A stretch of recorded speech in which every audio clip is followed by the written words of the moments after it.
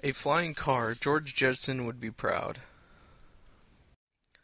In the fall of 1962, the Jetsons premiered on the primetime television in the United States.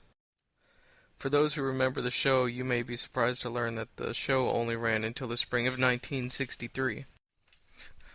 Of course, it has run into syndication ever since the new episodes were created in 1985 and 1986 and 1987, as a part of the new program The Fantastic World of Hanna-Barbera. Though no year was specified in the program as to when the time the Jetsons lived, many think it was set in the year 2000. In 1962, perhaps viewers thought by the year 2000 it might be possible that one could live in like the Jetsons in a world with holograms, aliens, highly developed robot units that could assist in making everyday life easier. George drove a flying car. Of course, the most futuristic element of the show was how George Jetson got to work. George got to work each day by driving his own personal flying vehicle. A contraption with large glass windshield and a roof that allowed viewers to see George and the whole family as they flew from one location to another. Well, now it is 2015 and the idea of flying personal vehicles is not a reality, but perhaps that reality is closer than most of us think. A company called Terrafuga believes that it can have a flying car model available to the public for sale perhaps as early as 2021.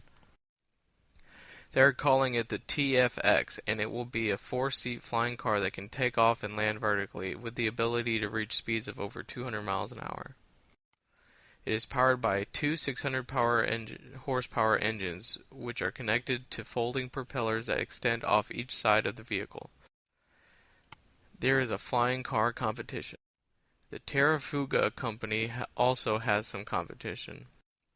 A competitor's model called the GF7 uses an electric motor to propel the vehicle when it's on the ground, and a 3,500-pound thrust engine to allow it to reach speeds up to 550 miles per hour and a maximum height of 38,000 feet.